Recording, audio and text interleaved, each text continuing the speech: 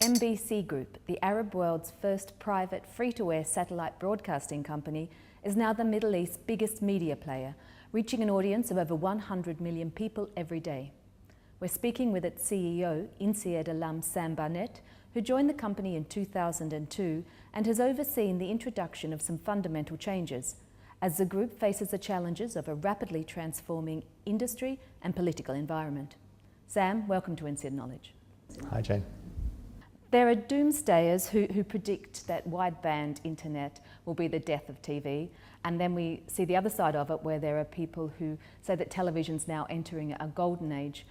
What do you see to be the future of the industry, and how is MBC preparing for it? TV has a very exciting future, and the doomsday scenario works well at conferences and it sells magazines, but one isn't seeing that on the ground. I mean, international context, the amount of hours watched a day in the US and Japan still goes up. Despite all these other technologies, TV viewing is going up. Now, in the region, we're also seeing TV viewing is as strong as ever. When we broadcast the final episode of Arab Idol in July, we had an audience of 92 million people. Like, this is not, you don't get that on dying technologies. TV is doing extremely well here. The average viewership per day is high. Because we're free to air content, we have content which is really engaging people. And yes, there are other media coming through. Right? So the statistic which is often used is that Saudi Arabia is the highest per capita usage of YouTube in the world. That works. But that isn't diminishing TV.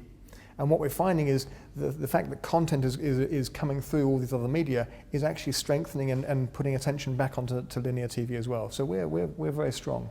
Since taking on the job at MBC, first as Chief Operating Officer and then as CEO, you've been involved with some fairly radical changes. We're talking about the outsourcing of advertising, the launch of new stations, the move to HD and tapes, and enforcement of commercial and financial transparencies across the operation.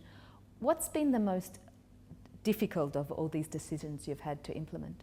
The difficult ones are when you're not sure which way to go, one way or the other. I mean, a lot of the things you've just mentioned were logical things to do given the situation. I mean, people have said, isn't it difficult to put in a financial commercial discipline into a building full of creative people? Well, not really, because people get it. I mean, they get that we need to make money, and when there's more money, there's more investment in creative. And I think everyone eventually likes working with the systems. And that wasn't difficult. I mean, there's some resistance, but it just gets done. The ones where you sit there and go, this is tough, are when you are forced into making decisions on, should I go with this technology or that technology? I have my HD encrypted channels. Should I put them onto this satellite or that satellite, onto this technology or that one? And in a situation where you have volatile politics, rapidly developing economies, so the markets are changing very, very quickly, and in TV where the technology is also changing, what I try and do is keep real options. So you try and keep flexibility. We try and make sure that you don't put all your eggs into one basket and rush down one way, because it could completely change the next day, and you may have to reverse. So those are the difficult decisions, and trying to keep the ability to do that. And how important is satellite television to volatile areas like the Middle East? The Middle East has various interesting characteristics. 20 different countries, so 22 different regulations, but speaking broadly the same language, or can be understood across 350 million people. So you have this huge market, but which is split up into different regulations. Now, in the days before satellite, that meant that there wasn't really a pan-Arab entertainment or TV business. But with the advent of satellite, it means you can pump up one program and it hits 350 million people without the need of asking permission from the various ministries of information. One of the things about the internet is that it's it's not up in the sky. It's very much controlled by it runs along telco networks which are domestic. So the ministries of information in any country can control the internet, and when it really matters, during the revolution in Egypt, within what's happening in Syria, then they can switch it off, or they can influence it in a way that they can't do with satellite TV. So I think in a volatile region where there are countries going through specific traumas, to be able to broadcast information into the populations without going through ministries of information remains very important. What are some of the biggest challenges that MBC has faced operating in the Middle East during the Arab Spring? I think the core challenge was personal for our people. I mean, the work they do is important. It upsets some powerful people, and so they have been at considerable risk.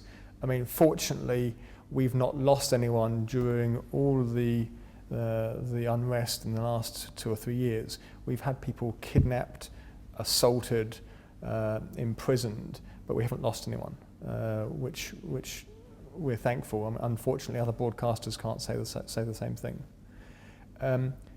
If you're talking about the business, I think one of the fundamental challenges was keeping the broadcasting going. I mean, I said that the satellites have avoided the ministries of information and enabled you to get to everyone.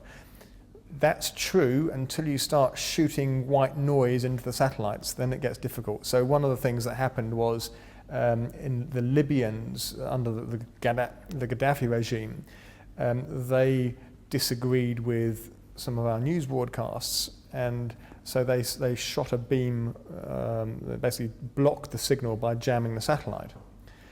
Now that took down the entire network, because you block one channel, you block the whole 8 channels in the transponder. So suddenly, within seconds, we had no business, and we had to move the channels and place them elsewhere. But then you've got people have to retune their TVs, and for several weeks we were playing cat and mouse.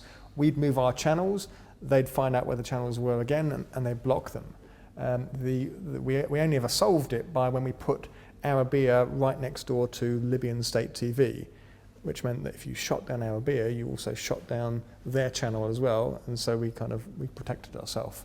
But we were playing those kind of games. So those were the kind of some of the big business challenges.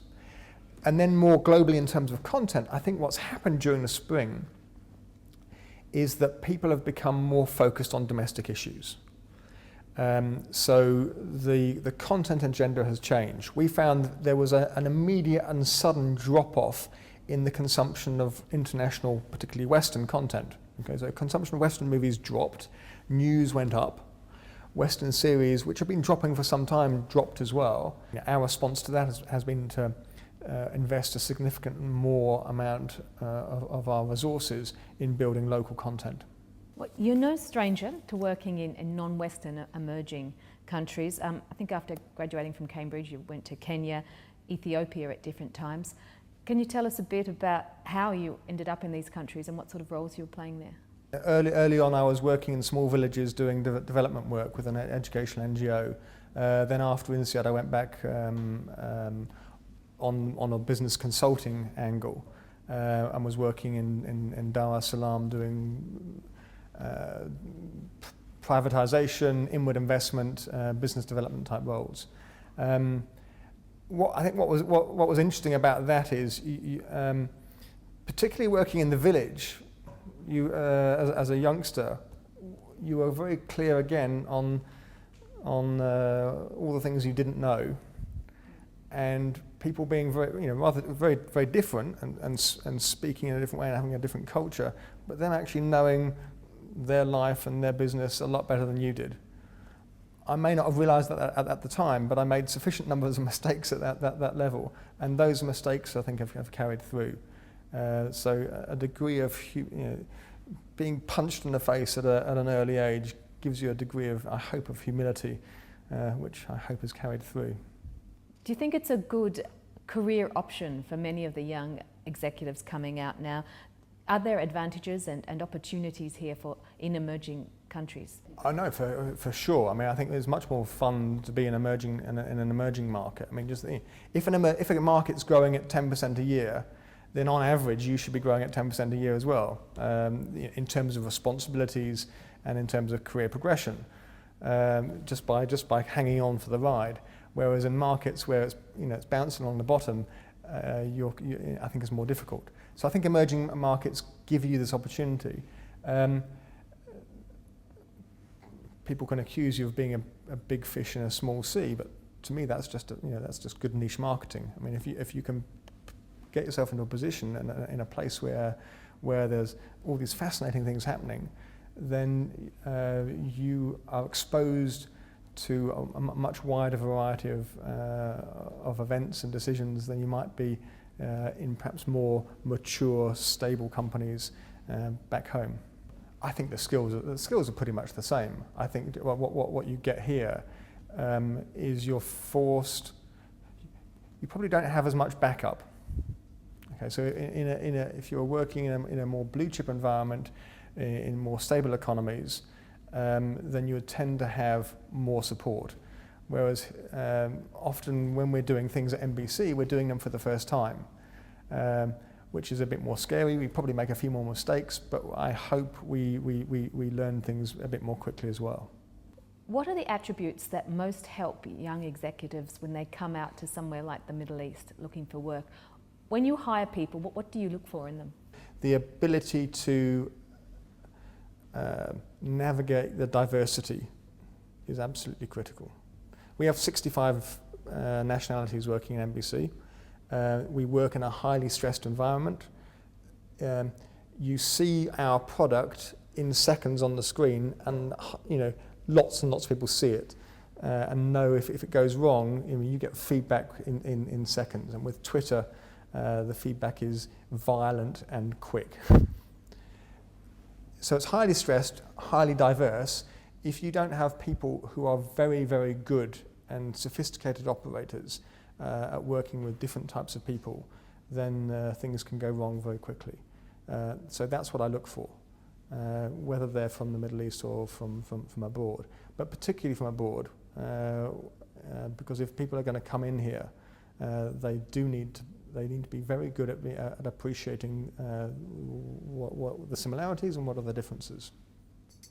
Great. Sam, thanks for being with us on Insert Thank you. Knowledge.